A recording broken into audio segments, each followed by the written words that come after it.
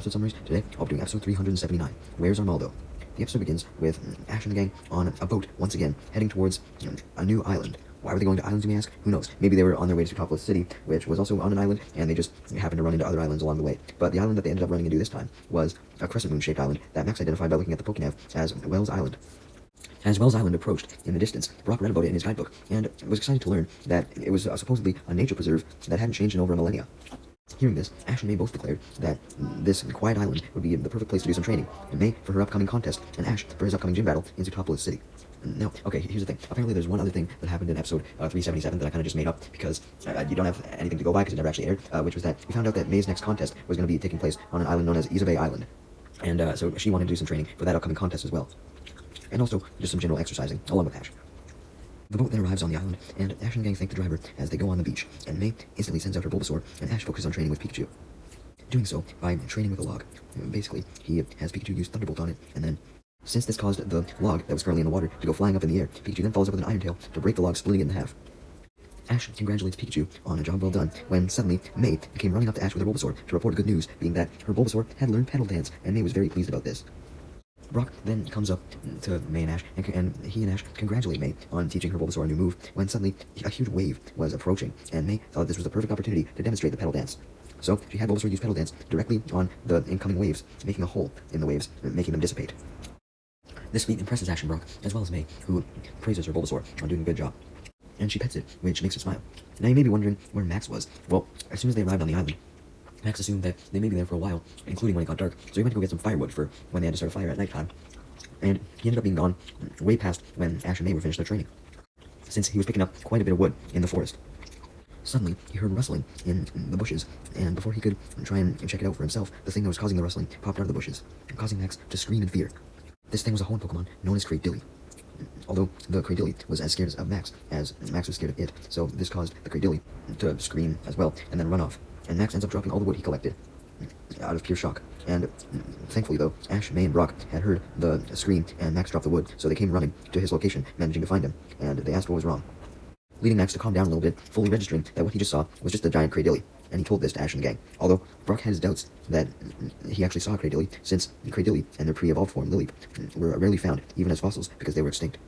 And they were so far extinct that even their fossils were hard to come by. May then looked up Cradilly in her Pokedex to learn more about it, as Max continued to insist that he really did see a Cradilly, and pointed in the direction that it ran off to. Ash tried to look for the Cradilly in the direction that Max pointed to, but he found nothing, so May simply suggested that Max probably saw something else, maybe another Pokemon, and he mistook it for another Pokemon.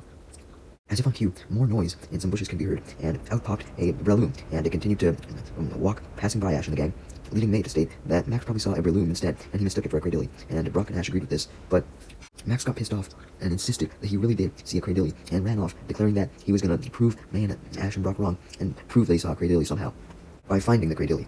However, as he searched the forest high and low for a Cradilly, he eventually came across a huge mansion.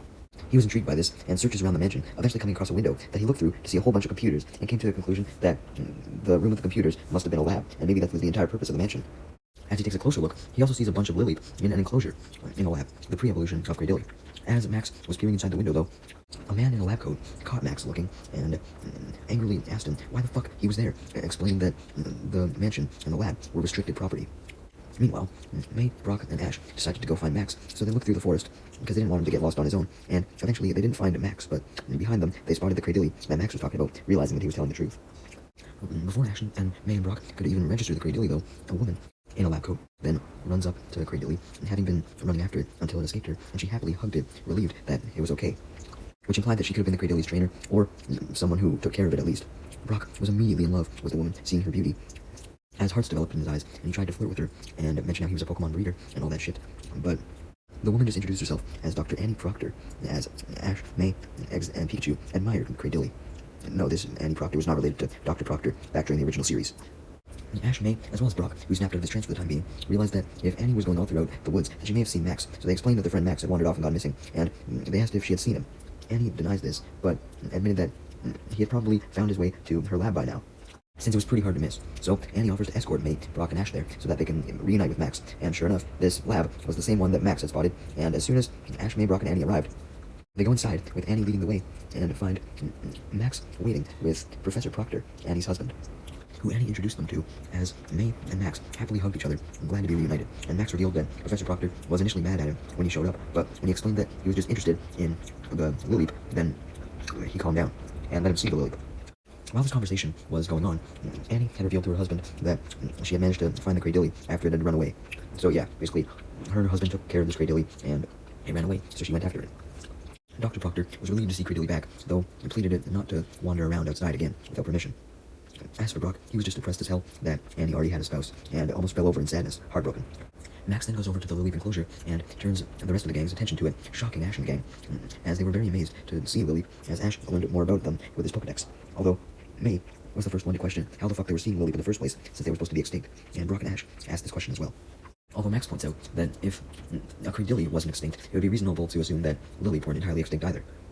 Although Annie and Professor Proctor added how the Lily and Cradilly actually existed, explaining that they were resurrected from a root fossil, and they also added that they resurrected other fossil Pokemon from a claw fossil as well.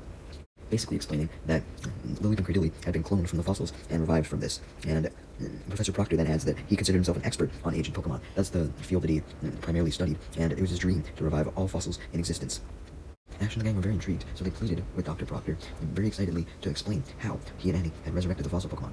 We then see Team Rocket, who were watching this conversation with binoculars and a listening device from a tree next to the mansion with a view through a window, wanting to catch these fossil Pokemon that Dr. Proctor had, or potentially find a way to clone them themselves and revive some of their own. Though the problem was they would need a fossil for that. That's why they wanted to try and capture them. But anyways, back inside the lab, Dr. Proctor began an explanation using a computer simulation. Basically, many years ago, when all the fossil Pokemon were still alive, being Lily and its evolved form of Cradilly, along with Anorith and its evolved form Armaldo, which were all the fossil Pokemon in Hoenn anyways, Whales Island actually used to be connected to the mainland. And during this time, Anorith and Armaldo ate some ancient fruit from trees, which was a part of their diet, and they knew this because the seeds were seen close to their fossils as well. Eventually, though, as the sea level rose up, Whales Island's time as a peninsula was ended, as it became separated from the mainland, and was therefore the island that everyone knew today, the very one they were standing on. However, as a result of Whales Island becoming isolated from the rest of the world, instead of a peninsula, Lily, Cradilly, Anorith, and Armaldo all became extinct. Although Cradilly and Lily left behind a root fossil, whereas Anorith and Armaldo left behind claw fossils, and with these root fossils and claw fossils, Dr. Proctor and Annie were able to extract their data and clone them to revive them with some machines that they developed. And we then see Annie and Dr. Proctor with some of the fossil Pokemon in pictures, with Annie hanging out with some Lily and Cradilly, and Dr. Proctor hanging out with some Lily, Cradilly, Anorith, and Armaldo. And he was also feeding the Armaldo some fruit as well. Professor Proctor then admitted that he hoped to make Whales Island into an amusement park inhabited exclusively by his resurrected fossil Pokemon, and become famous for this, declaring that it's been his dream all his life. Max, May, Brock, and Ash yelled in excitement, though Professor Proctor and Annie shushed them and pleaded them to keep the Lily, Cradilly, Anorith, and Armaldo a secret, as well as the amusement park thing a secret, since they hadn't revealed anything to the public about it yet, especially their ability to resurrect the fossil Pokemon, and they basically wanted Ash and the gang to keep them a secret until they were ready, and Ash and the gang agreed, promising not to let anyone else hear about the fossil Pokemon. Though, unbeknownst to Ash and the gang, Team Rocket had overheard everything that Professor Proctor and Annie had said while spying from the tree outside the lab. And the three of them instantly agreed that they wanted to catch these extremely rare fossil Pokemon, and started to plan how to do so, as Meowth had a boss fantasy as usual, declaring that they should give the fossil Pokemon to Giovanni. Because with the fossil Pokemon, Giovanni could be gifted a paradise in the jungle filled with resurrected fossil Pokemon, and Team Rocket could get promotions from this. And Meowth continues to fantasize about this paradise of fossil Pokemon that even had Omastar, Aerodactyl, and Kabuto in it, because Meowth assumed that if Anorith, Armaldo, Cradilly, and Lily could be revived, then the Kanto fossil Pokemon could be as well. Meowth then added that a reason why Giovanni would want a paradise of fossil Pokemon was because the fossil Pokemon could help him restore his primal instinct to bond with nature, and Meowth visualized this as Giovanni, surrounded by fossil Pokemon, ripped off his regular suit to reveal a Tarzan-style lion cloth underneath, and he then swings on a vine, with Meowth even yelling a Tarzan yell to replicate Giovanni's voice. And then Giovanni uses the vine to dive off a cliff towards a lake as a pair of Aerodactyl fly over him and decide to join him in the water. Jesse and James were convinced by Meowth's fantasy and became even more determined to capture the fossil Pokemon as they cheered, and Wobbuffet popped out of its Pokeball to cheer as well. Meanwhile, back in the lab, Annie suddenly ran to her computer as she heard some beeping on it, and she called her husband over so that he could take a look at the computer as well, as the beeping was informing her that there was a certain Anorith that was going through something and needed attention. So Annie used the computer to bring up a cylinder-shaped container where an Anorith was stored, and brought it up into the enclosure with the Lily and Cradilly.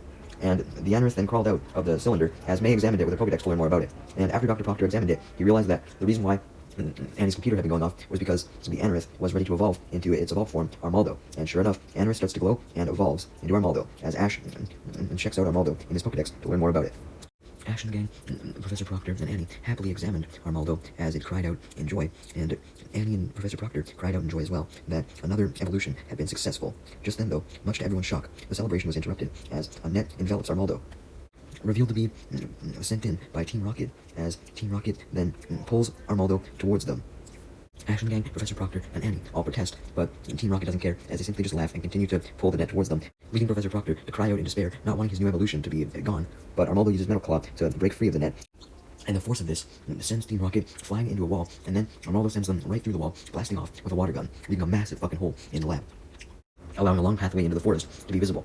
Ash was amazed with Armaldo's power, congratulating it on escaping on its own, but Armaldo was immensely angry upon being captured by Team Rocket, and it basically thought now that every single human was like Team Rocket, and in its anger, it fired a water gun at Ash, sending him flying back. Armaldo didn't stop there, though, as it destroyed literally everything in the goddamn lab with water guns, including multiple computers and pieces of equipment, monitors, and then it stormed off outside of the hole that it had created when it blasted Team Rocket off, going down the path into the forest. So, Ash and the gang, Annie, and Professor Proctor, desperate to get Armaldo back, chase it deep into the forest, confused as to why Armaldo had turned on them and become mean, although Max and Annie had their own ideas. Max suggested that Team Rocket had upset Armaldo and made it furious towards all humans, although Annie stated that back when the Armaldo was an Anorith, it had a little bit of a wild personality, though she could never picture it going on a destructive rampage, ever. Eventually, Ash and the gang reach Armaldo, and they stop to see it eating some fruit, such as apples, but it wasn't able to find any fruit that it liked, being disgusted by them all, as it spit out each one after only taking a single bite. Ash and the gang, Professor Proctor and Annie tried their best to convince Armaldo to calm down and come back to the lab, though in response, Armaldo just fires out another water gun at Ash and the gang, Proctor and Annie, forcing them to take cover behind some rocks, with Ash, Pikachu, Brock, and Proctor hiding behind one rock, and Annie, May, and Max hiding behind another.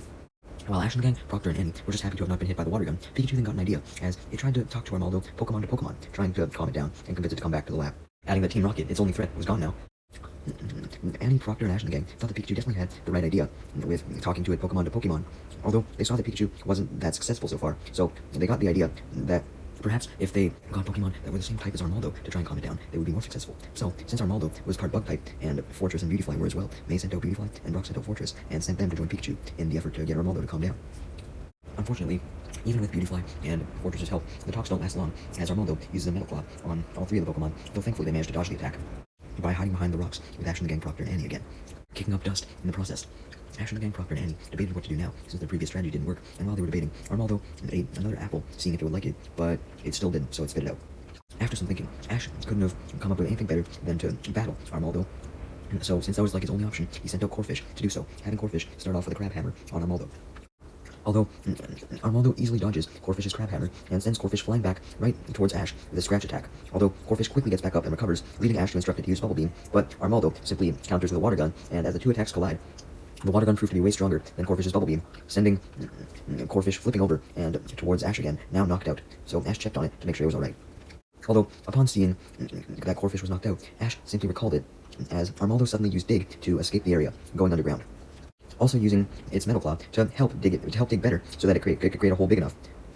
As everyone then recovered from the whole situation and came out from behind the rocks, May wondered if maybe the reason why Armaldo was so keen on leaving was because he was actually looking for something, and Professor Proctor admitted that May might be right.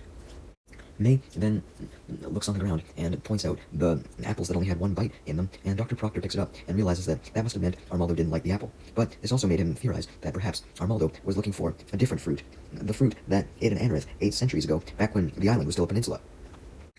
And Dr. Proctor then remembers, as he recalls the video on his computer of the Armaldo eating the special fruit, that the fruit still existed on the island, and he explained this to Ash and the gang as he led them to the island's northern peninsula, which was at the very tip of it, explaining that it was the only place where the fruit still existed, and he knew that Armaldo had to have been going after it, since it was likely bitchy because it was hungry, and every other food in the world tasted bad to Armaldo, aside from those berries, so it could never quell its hunger unless it had those berries or fruit or whatever.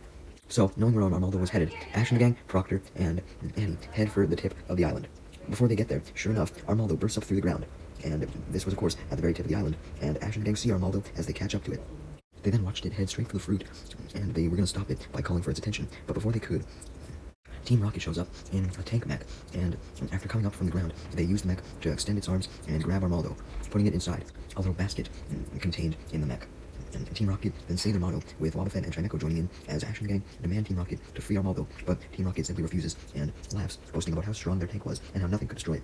Meowth then suggests to Jesse and James that they go back to the lab to grab the Lily Cradilly there, and Jesse and James agree, so they take off in their tank. May and Max try to yell at Team Rocket to come back, but they just laugh as they continue going away, and Trimeco laughs as well, although Team Rocket then get the idea to try and troll Ash and the gang before they go, by quickly turning around and charging at Ash and the gang, almost running them over, forcing them to jump out of the way to save themselves, as a whole bunch of dust was kicked up. And now that that was done, Team Rocket resumed their trek back to the lab, as Wobbuffet popped out inside of Team Rocket's cockpit, annoying Team Rocket. Professor Proctor was very goddamn determined to not let Armaldo get taken away though, so he angrily gives chase while yelling at Team Rocket, and eventually he gets close enough to jump on the back of the machine, or the tank rather. While Proctor was on the tank, Armaldo was trying his best to get out of the tank on its own by using Scratch on the side, but Team Rocket simply laughed, saying that their tank was impenetrable because it was made of hard metal, not just regular metal. Anyways, Dr. Proctor was banging on the tank, trying to get Armaldo's attention, and it did once he banged loud enough. And basically, Proctor let Armaldo know that he was right beside him and on the mech to try and help him and get him out. And Armaldo then realized that maybe Proctor wasn't as bad as he thought. James, however, hears Proctor on the tank talking to Armaldo, so he begins to control the tank, getting it to swerve wildly to try and shake off Proctor. But the Proctor manages to stay on the tank even after all the chaotic swerving, so James instead ordered Meowth to use the mech's arms to physically grab Proctor and toss him off. Meowth did so, and Proctor couldn't resist this, as he landed with a thud in front of Ash and the gang. And Annie, who had all been trying their best to keep up with the moving mech, though with Proctor down and somewhat injured, Annie stayed behind to check on Proctor and make sure he was alright, while Ash and the gang were the ones to give chase to the mech. And Ash had Pikachu try to use Thunderbolt on it to destroy the mech and free Armaldo, but Team Rocket just laugh as they brag about how Pikachu's electricity was useless against the mech's hard metal. So, with Pikachu unable to do anything, May sent out her Bulbasaur and had it use Pedal Dance on the tank, though the Pedal Dance was just deflected by the metal, leading Team Rocket to laugh and brag about their tank once again. But what they didn't see was that the Pedal Dance deflected off of the tank and struck a cliff instead, causing a rock slide in front of Team Rocket as they continued onwards in their tank, sending a whole bunch of rocks down on them. Team Rocket tried to slam on the brakes to stop and prevent themselves from getting hit by the falling rocks. But by the time Meowth had managed to stop the tank, since he was the main one in charge of driving, some rocks had already fallen to block the path. So now Team Rocket were just essentially forced to either stay where they were and get crushed by more falling rocks, or turn around and try and avoid. So Meowth reversed and tried to turn around the tank, but Meowth was panicking too much, so he ended up moving the tank a little too much and tilted it over, so it was now upside down. Since Team Rocket's tank got flipped over, Armaldo, still inside the tank, got flipped over as well, onto its back. Anyways, outside the tank, now seeing it tipped over, Max was able to see that the bottom of the mech was actually just regular-ass metal, not special metal at all, so he figured that attacks could probably do some damage to it, leading Ash and May and Brock to remark that the mech seemed to have a weak spot after all, that they could attack. And Ash jokes that Team Rocket was probably too poor to afford to cover the whole thing with the same invincible metal. Proctor, who had recovered, knew that Armaldo would have been flipped upside down as well, and was now on the opposite end of the tank that it was on before, so he told Armaldo to aim up and attack the roof of the tank, even though it was technically the bottom of it, since Proctor explained to Armaldo that it was the tank's weak spot. So Armaldo proceeded to punch straight up with a metal claw, and broke free, destroying the floor of the mech, which startles Team Rocket, including Trimeco and Wobbuffet, as they feel the destruction of the floor of the mech, and Armaldo climbing out and going up to Proctor, who was glad to see it, and Ash and the gang and Proctor and Annie celebrated that Armaldo was free. But Team Rocket was determined not to give up yet, knowing that Armaldo had escaped, and they were bitchy about it, as they declared that they would do everything in their power to get Armaldo back, and hopped out of their mech. And much to Ash and the gang's surprise, since Meowth never attacked, Meowth tried to attack Armaldo with a Fury Swipes to weaken it. But as Meowth lunges forward with the attack, Meowth ends up the one attacked, as his claws end up getting shattered and bent back because Armaldo stops the Fury Swipes by countering with an attack that Annie was able to identify as Rock Blast, sending Meowth flying back as well. And then, while Meowth was flying back, Bulbasaur helped Meowth fly back straight into Jesse and James, as Bulbasaur used Pedal Dance, and then Pikachu sent Team Rocket blasting off with a Thunderbolt, as James gripped his Trimeco to protect it, and Wobbuffet popped out of his Pokeball again, even though Jesse had recalled it multiple times. And also, Team Rocket's remains of the mech blew up. Armaldo was very thankful for the rescue from Team Rocket, although it soon got even happier, as it finally found its favorite berries and ate them, almost eating all of the ones that had formed on the trees.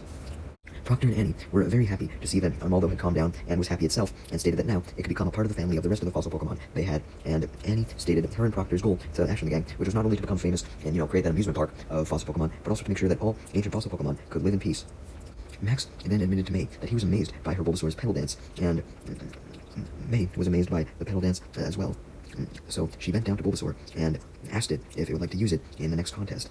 And Bulbasaur nodded, so it was officially decided May would use Pedal Dance as her main move in the next contest. And her and Bulbasaur were about to do some last-minute training on the island before they set off, and they did so. After May and Bulbasaur were finished training, May recalled her Bulbasaur for now, and Ash and the gang said goodbye to Proctor, Annie, and Armaldo, but then they noticed Armaldo suddenly turn around and watch the sunset, with Ash and the gang, Proctor, and Annie realizing that they probably liked watching the sunset since the sunset hadn't changed at all in the hundreds of years since it had last been on Earth. So they decided to enjoy the sunset with Armaldo.